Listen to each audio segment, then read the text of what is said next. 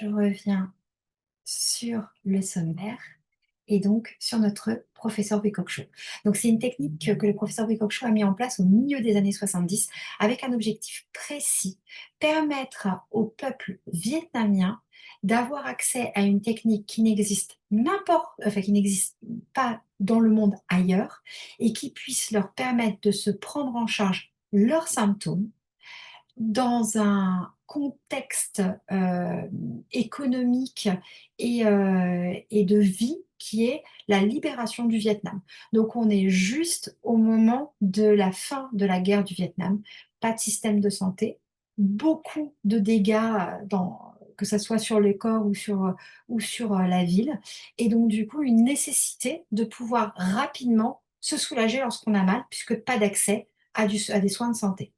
Le professeur Bokok-Cho, à la base, c'est un acupuncteur, donc il est docteur en acupuncture et il est embauché juste au moment de la sortie de la guerre du Vietnam dans des centres qui ont été mis en place pour aider au sevrage des drogues dures auxquelles les Vietnamiens avaient accès pendant la guerre. Donc, libération du Vietnam, on a des personnes qui vont aller vivre aux États-Unis, d'autres en France, on a les boat people qui sont partis ensuite par bateau, et puis on a toutes les personnes qui restent sur place, et dans le lot, beaucoup sont addicts aux drogues dures, et donc l'État met en place des centres. À l'intérieur de ce centre, on a donc tous les jours des personnes qui sont en sevrage de drogue dure, avec des douleurs physiques et morales très très fortes. L'objectif, c'est de les prendre en charge en acupuncture. Mais il a en tête l'idée de pouvoir mettre en place une méthode qui lui est propre. Grâce à c'est quelqu'un de très érudit, le professeur Bokok-Cho. Il est très intelligent, très ouvert. Il est capable d'emmagasiner tout un tas d'informations, de les traiter, ces informations, et d'en ressortir quelque chose d'incroyable.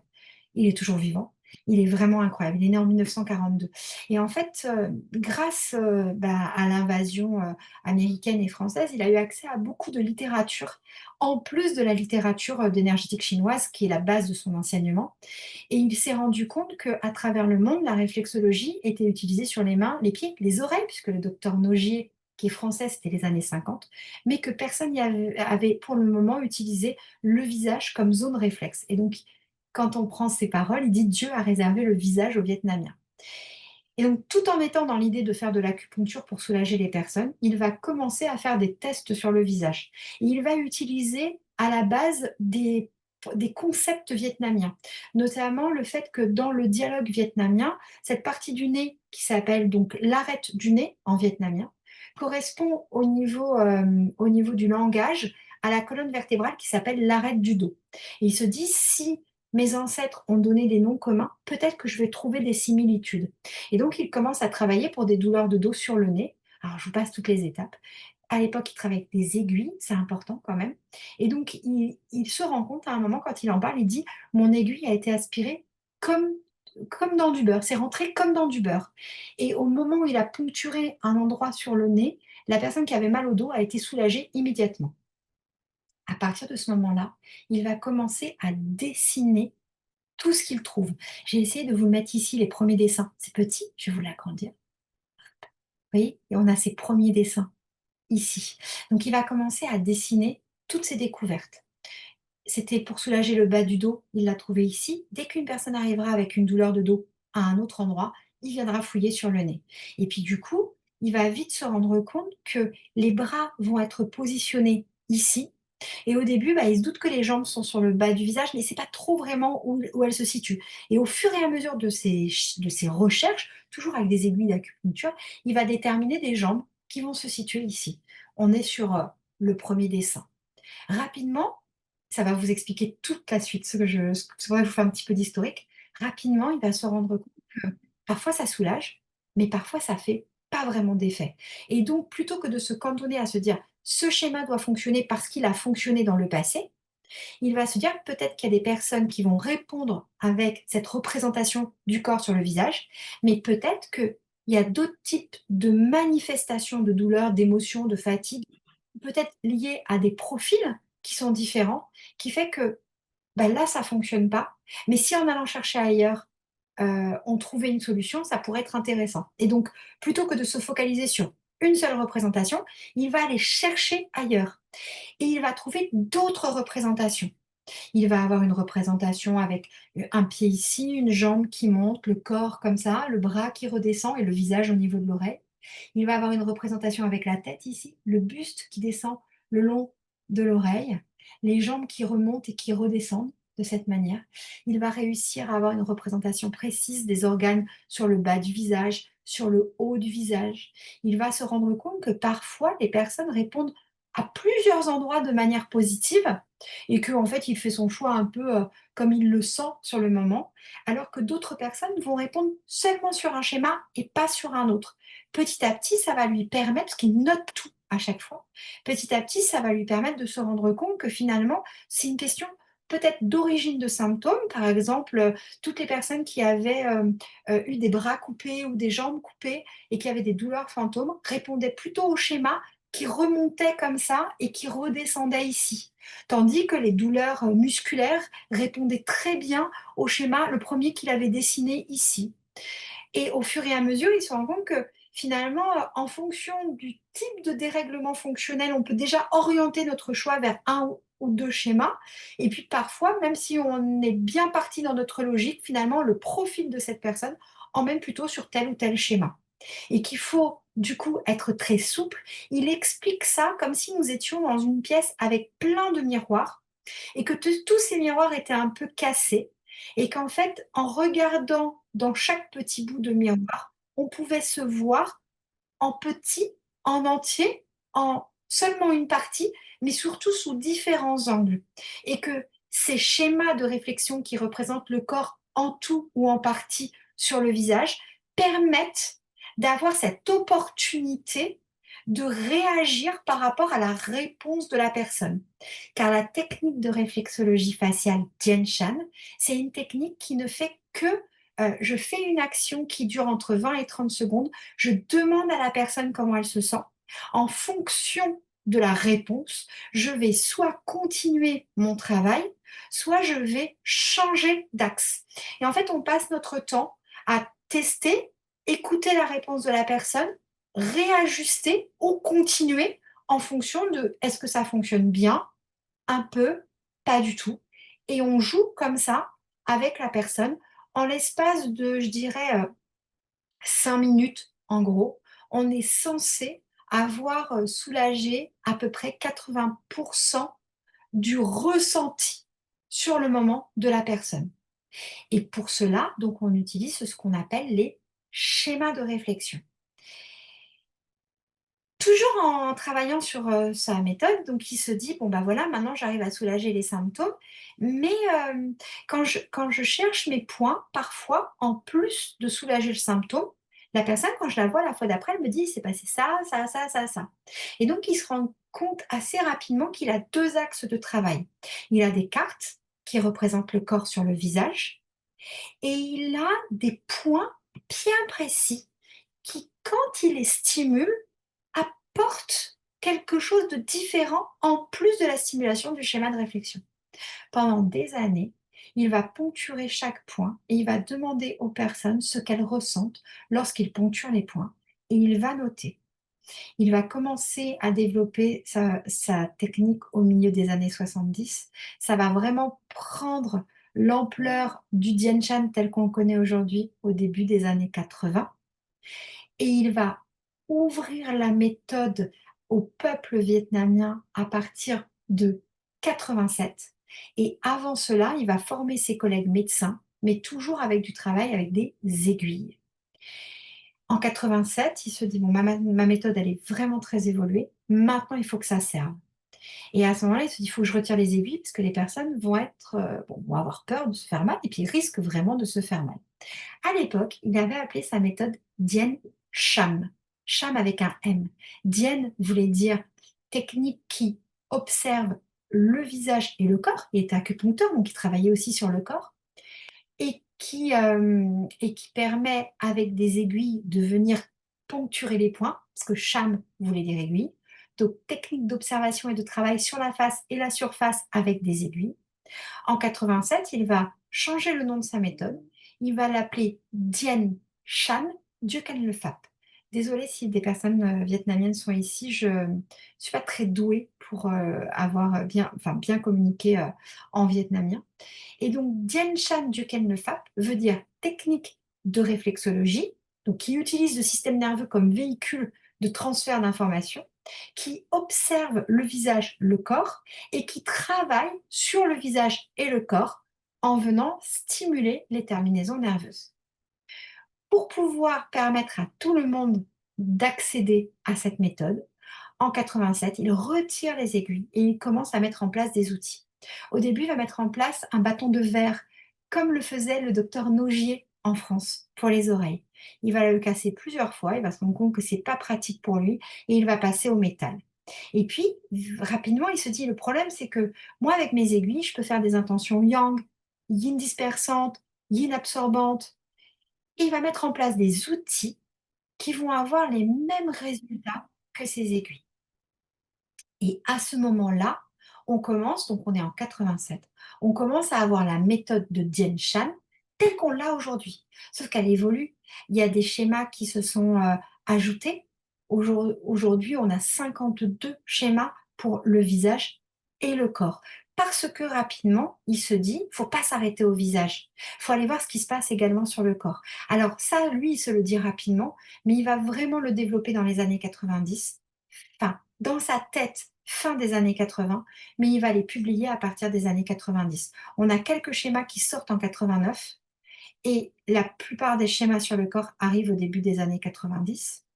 Il va toujours continuer à tester et donc il fait évoluer sa méthode au fur et à mesure que les dérèglements fonctionnels arrivent, dans le corps. C'est-à-dire qu'aujourd'hui, la médecine classique est arrivée au Vietnam, donc c'est plus les mêmes dérèglements fonctionnels que l'on récupère. Ça ressemble pas tout à fait à ce que l'on peut avoir en France, mais ça s'en approche de plus en plus.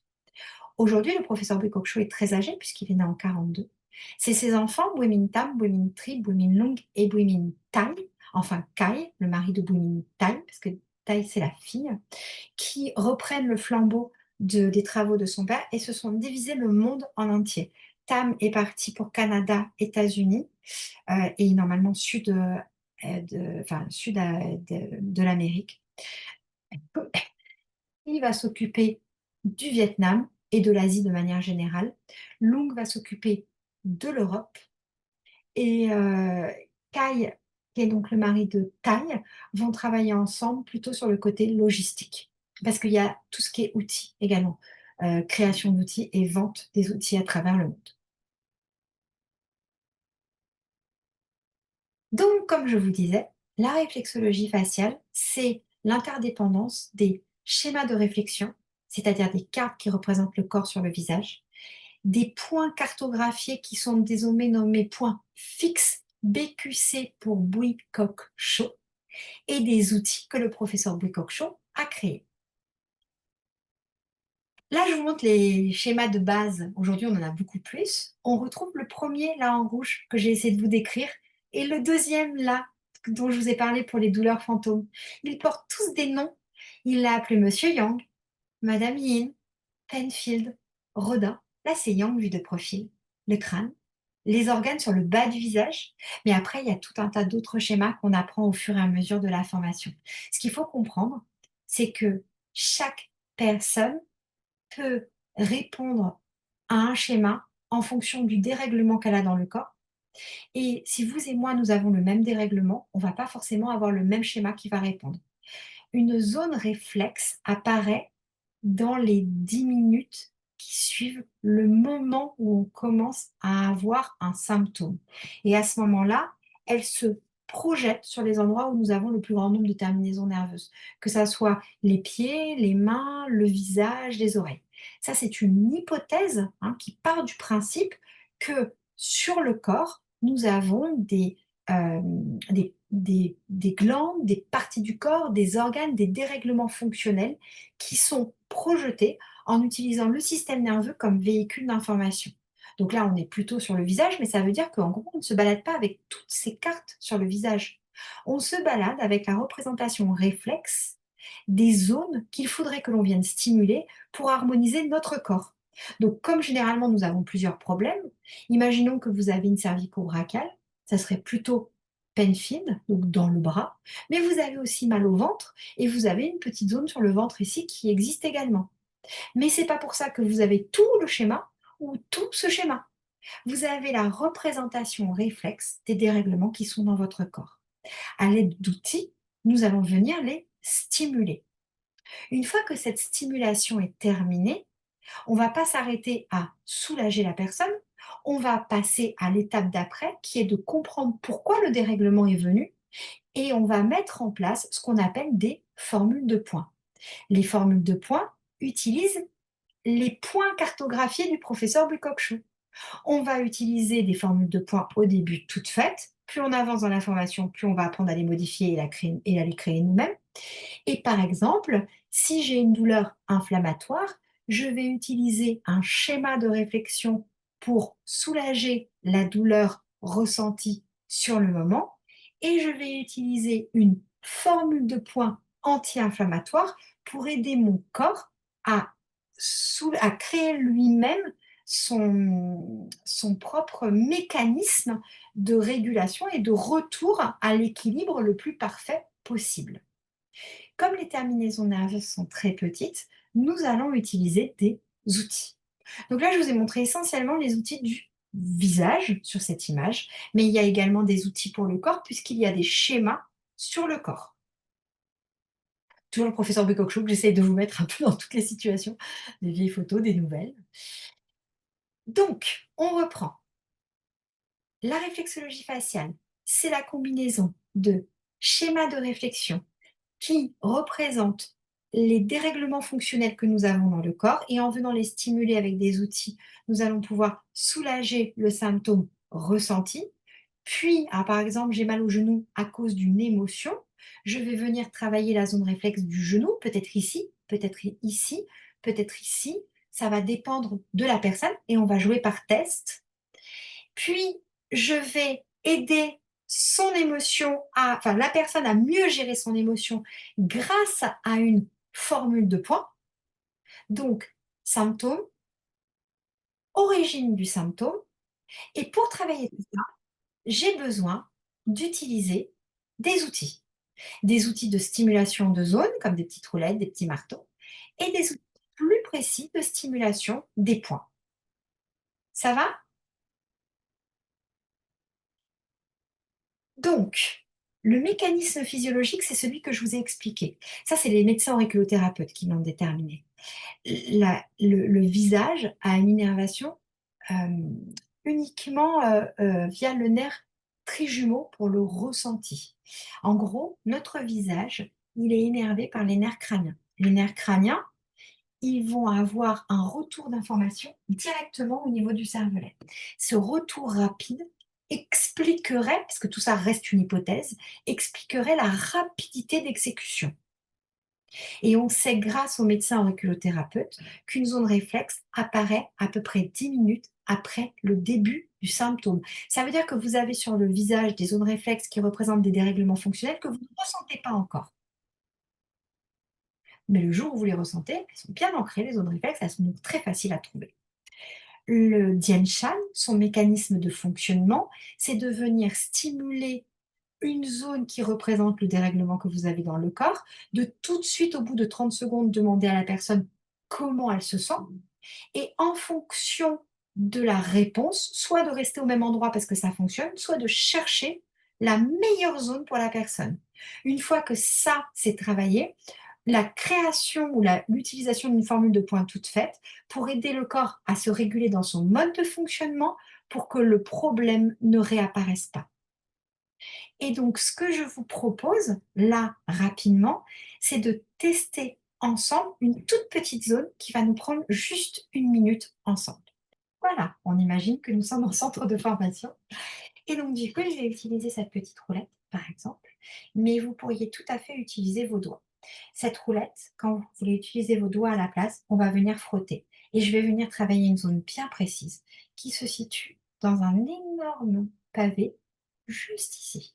On va venir travailler les yeux ouverts parce que lorsque l'on travaille trop ici, ça peut faire un peu baisser la tension artérielle. Donc on va, si vous avez une petite tension, vous n'allez pas trop frotter ici, mais vous allez venir surtout frotter ici, ici et ici. Tout ça, ça correspond à toutes les douleurs que nous avons ici, jusqu'aux épaules, et ici, au niveau des omoplates. Moi, je prends la roulette, vous prenez vos doigts, je vais vous montrer les deux. Si vous avez une roulette, on va venir placer la roulette et on va venir stimuler de cette manière.